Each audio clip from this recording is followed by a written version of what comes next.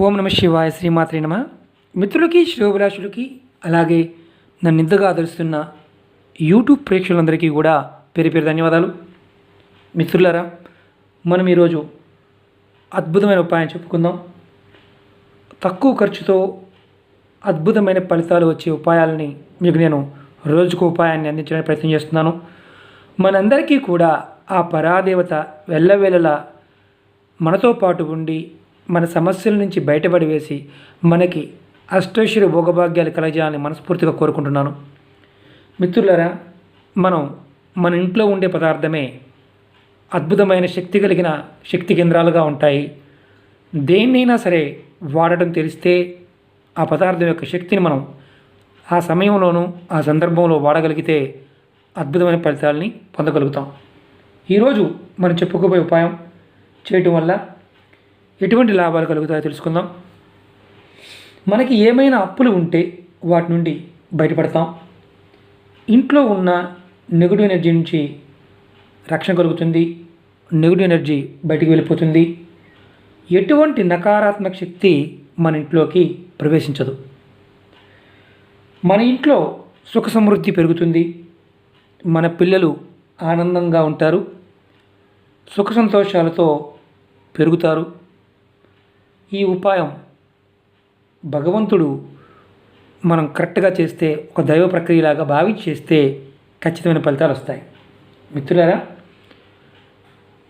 మీకు ఈ వీడియో నచ్చినట్లయితే లైక్ చేయండి, నా ఛానల్ సబ్స్క్రైబ్ చేసుకోండి, గంట సింబల్ని యాక్టివేట్ చేసుకోండి, 10 మంది మిత్రులకి షేర్ చేయండి. ఇవి ఖర్చు పెట్టేవి కాదు, అలాగే మీరు నాకు ఇచ్చే డబ్బులు కూడా ఏమీ లేవు. వీటి మీద మనస్ఫూర్తిగా చేయాలి. ఇప్పుడు మీకు ఉపాయాన్ని జాగ్రత్తగా వినండి, స్కిప్ చేయకుండా చూడండి. స్కిప్ చేస్తే ఈ ఉపాయాలు అర్థం కావు.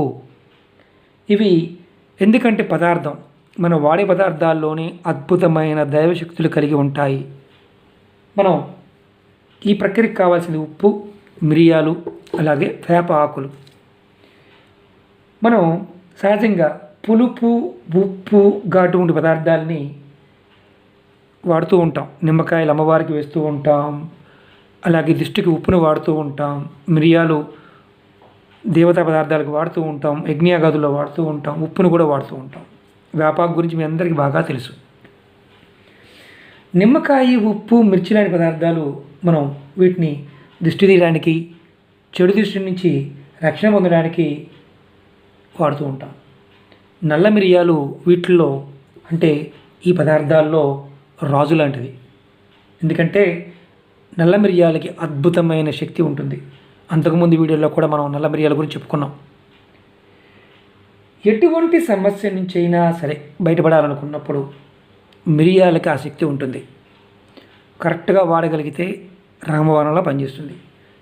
మీకు ఎప్పుడైనా సరే నజర్ అంటాం, అంటే దృష్టి దోషం, లేదా మనల్ని ఏదైనా దుష్టశక్తి ఆవహించిందంటే భూత ప్రేత పిశాచాలు ఆవహించాయని అనుకున్నప్పుడు తంత్రమంత్ర ప్రయోగాలు ఇబ్బంది పడుతూ ఉన్నా, ఇంట్లో అశాంతి ఏర్పడి ఎప్పుడు ఏదో సమస్య ఇబ్బంది పెడుతూ ఉన్న నల్ల మిరియాలతో వాటిని విధి విధానంగా వాడితే ఇలాంటి సమస్యల నుంచి బయటపడవచ్చు. ఈ ఉపాయాన్ని తెలుసుకుందాం. ఈ కల్లుపు చూస్తున్నారు కదా, మీరు కల్లుపు తీసుకోవాలి. 9 మిరియాలు తీసుకోవాలి, నల్ల మిరియాలు తీసుకోవాలి. అలాగే 9 వేపాకులు తీసుకోవాలి. 1 2 3 4 5 6 7 8 9 వేపాకులు తీసుకోవాలి. ఇది ఎప్పుడు చేయాలంటే శుక్లపక్షం మంగళవారం నాడు ఉదయం 6 దగ్గర నుంచి మధ్యాహ్నం 12 లోపు చేయాలి. అంటే ఏమాత్రం 6కు ముందు కానీ 12 తర్వాత చేస్తే పనిచేయదు. శుక్లపక్షం అంటే మనకి అనుమానం వస్తుంది. అంటే మనకి నెలపొడుపు దగ్గర నుంచి పౌర్ణమి వరకు ఉన్నదాన్ని శుక్లపక్షం అంటారు. ఈ శుక్లపక్షంలోనే చేయాలి. శుక్లపక్ష మంగళవారం నాడు ఈ ఉపాయాన్ని చేయాలి. అది కూడా మొదలు పెట్టవలసిన టైం 6 నుంచి మధ్యాహ్నం 12 గంటల మధ్యలో చేసుకోవాలి. ఇది ఏం చేయాలంటే మీ పూజా మందిరంలో ఒక స్టీల్ డబ్బాలో కానీ లేదంటే ప్లాస్టిక్ దాంట్లో కానీ కొంచెం ఉప్పు తీసుకోండి.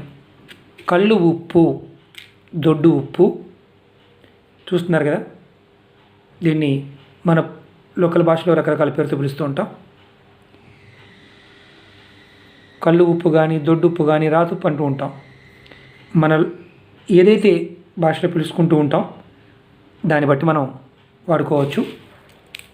ఈ ఉప్పుని తీసుకోండి, ఇలా బౌల్లో పోసుకోండి. మీ పూజా మందిరంలో స్నానం చేసి కూర్చోండి. ఈ ఉపాయం నెలసరి ఉన్నప్పుడు మాత్రం చేయమాకండి. ఒంట్లో నెలసరి ఉన్నా కానీ, మైలు ఉన్నా కానీ చేయమాకండి. మిగతా ఏదైనా చేసుకోవచ్చు. అంటే ఎవరైనా చనిపోయి ఉన్నప్పుడు చేయకూడదు. 15 రోజుల తర్వాత ఎవరైనా చేసుకోవచ్చు. చనిపోయిన 15 రోజుల తర్వాత, పెద్ద కర్మ పూర్తయిన తర్వాత ఎవరైనా చేసుకోవచ్చు ఈ ఉపాయాన్ని. అలాగే ఈ ఉపాయం చేస్తున్నప్పుడు ఎవరికైనా అంటే ఆ రోజు నెలసరి ఉంటే మాత్రం చేయవద్దు.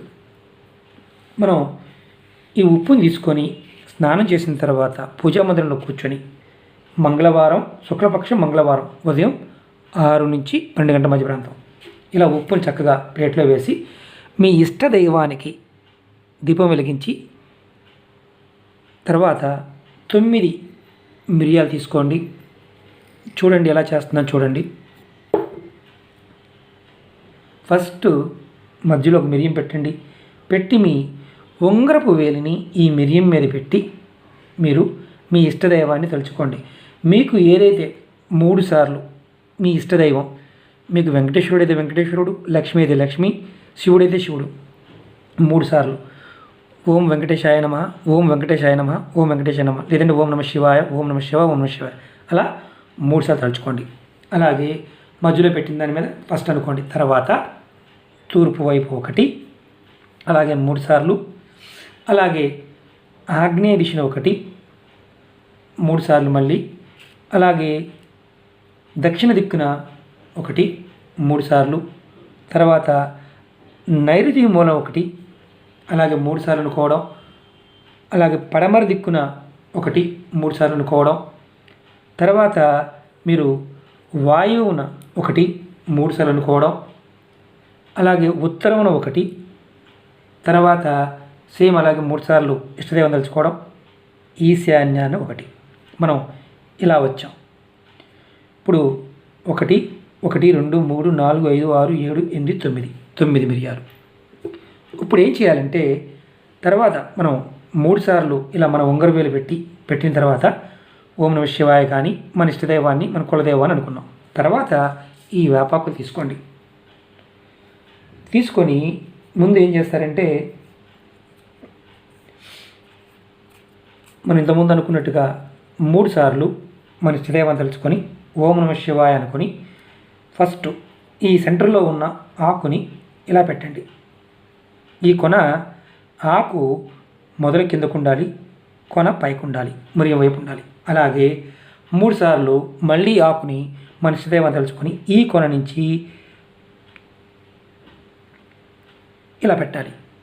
అంటే ఫస్ట్ పెట్టిన మిరియం ఉంది కదా, మధ్యలో పెట్టాం, తర్వాత తూర్పుని పెట్టాం, తర్వాత ఆగ్నేయ మూలకి. అలాగే 3 సార్లు మళ్ళీ ఇష్టదైవాన్ని తలుచుకొని ఈ కొనని ఇక్కడి నుంచి ఈ మిరియం మీద పెట్టాలి. అలాగే మళ్ళీ ఇష్టదైవాన్ని తలుచుకొని 3 సార్లు మనం ఈ కొన నుంచి ఇలా పెట్టాలి. మళ్ళీ అలాగే 3 సార్లు ఇష్టదైవాన్ని తలుచుకొని సేమ్ అలాగే ఈ కొన మాత్రం ఈ చివర ఆని ఉండాలి. తర్వాత మళ్ళీ 3 సార్లు తలుచుకొని ఇష్టదైవాన్ని తలుచుకొని మళ్ళీ మనం ఇలా పెట్టాలి. అలాగే ఈ ఆకును కూడా రౌండ్గా పెట్టాలి. ఇష్టదైవాన్ని తలుచుకొని ఈ కొన నుంచి మళ్ళీ ఈశాన్య వైపు దానికి పెట్టాలి. తర్వాత 9వ ఆకు, ఈ ఆకుని ఈశాన్యం నుంచి తూర్పు భాగానికి ఇలా పెట్టాలి. చూశారు కదా ఇలా ఆకును కూడా 3 సార్లు మన ఇష్టదైవం తలుచుకొని పెట్టాలి. ఆకులు వేపాకుల్ని ముందు రోజు తెచ్చుకోండి, ఇబ్బంది లేదు. వేపాకు ఇది ఉన్నప్పుడు ఈ 3 పదార్థాలతో చేయాలి. ఇలా పెట్టిన తర్వాత ఏం చేయాలి, మనం ఈ పదార్థాన్ని ఈ గిన్నెని మన పూజా మందిరంలో కానీ మనం పూజ చేసుకునే అలమరలో కానీ, ఒకవేళ మనం పటాలు పెట్టి చేసుకుంటాం కదా, ఆ ప్రదేశంలో ఖాళీ ఉన్నప్పుడు ర్యాక్లో కానీ పూజా మందిరంలో కానీ పెట్టండి. అర్థమైంది కదా?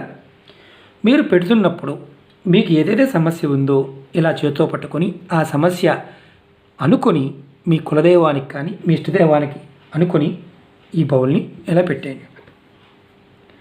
మీరు పెట్టిన తర్వాత మీరు ఏం చేస్తారంటే దీన్ని మళ్ళీ ఈ మంగళవారం పెట్టాం, నెక్స్ట్ మంగళవారం ఇది మార్చుతూ ఉండాలి. అంటే ఈ మంగళవారం పెడితే మళ్ళీ నెక్స్ట్ వచ్చే మంగళవారానికి మార్చుకోవచ్చు. ఫస్ట్ స్టార్ట్ చేయడం మాత్రం శుక్లపక్షంలో మంగళవారం నాడు ఉదయం 6 నుంచి 12 గంటల మధ్యలో స్టార్ట్ చేయాలి.